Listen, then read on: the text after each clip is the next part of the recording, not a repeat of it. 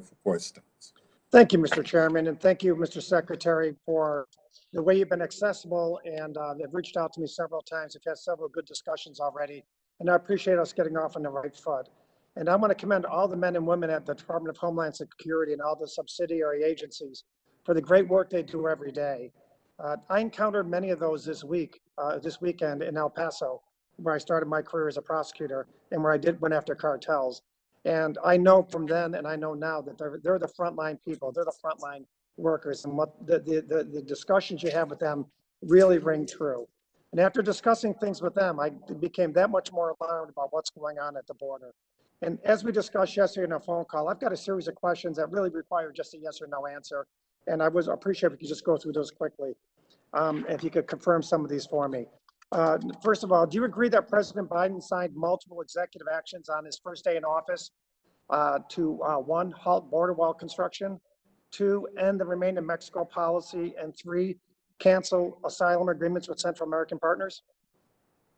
I do, and if I may, Mr. Ranking Member, I appreciated our two conversations thus far and the spirit of partnership to which we are both committed.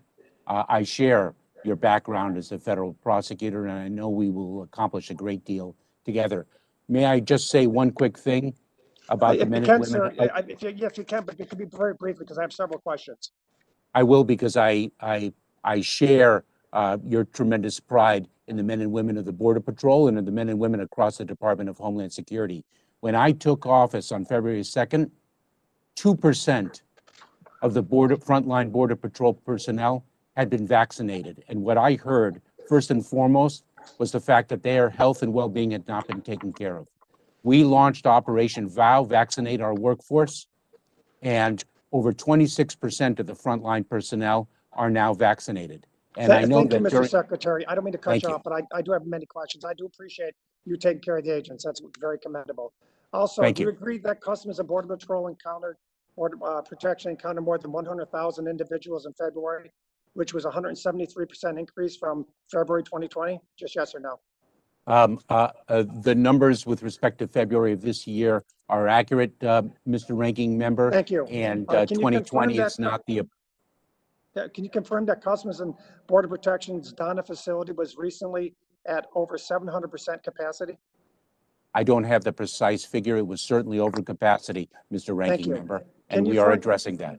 Thank you. Can you confirm that Homeland Security has asked for volunteers to help manage the, quote, overwhelming, end quote, number of migrants at the border?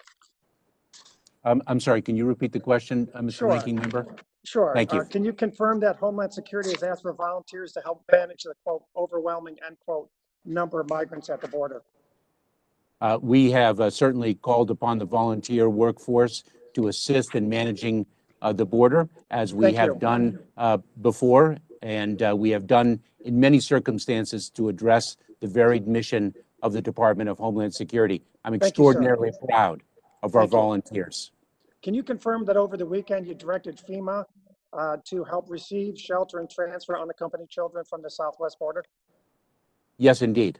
Thank you. And FEMA was the same agency who was charged with its first nationwide disaster order in handling the pandemic and distributing vaccines? It most certainly is, and it is extraordinarily capable in addressing the many challenges that we throughout the Department of Homeland Security and throughout the nation confront. This is not the first time that we have deployed the fantastic people of FEMA to address different challenges throughout the country. I understand, sir. Thank you.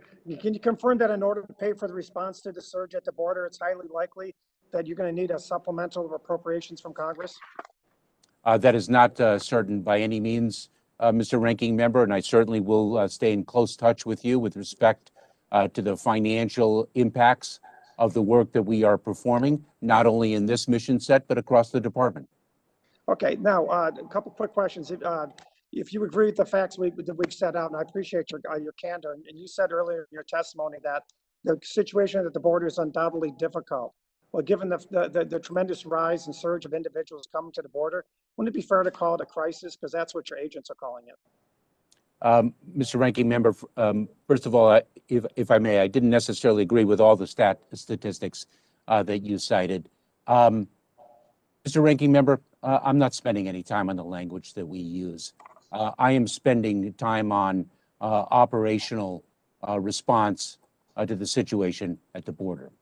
Okay, just two quick questions, Mr. Chairman. I know one was done That's here. what I'm focused on. Despite our disagreements and despite the language characterizations, I want to talk about solving problems. And I just want to get a commitment from you of two things. One is that you're open to work with members of Congress, regardless of whether they're Democrats or Republican, to reverse the disorder at the border. I will be a partner of members of Congress, regardless of party. Okay, and lastly, Mr. Chairman, thank you for your indulgence. Will you commit to encouraging the president to accept Leader McCarthy's well-intentioned invitation to discuss the border crisis? And I'd like to be there too, if I could, on how we could come together to fix it. Mr. Ranking Member, I will defer to the president to how he believes he should conduct the meetings that he hosts. Thank you, Mr. Secretary. You're back, Mr. Chairman. Thank you very much. The chair now recognizes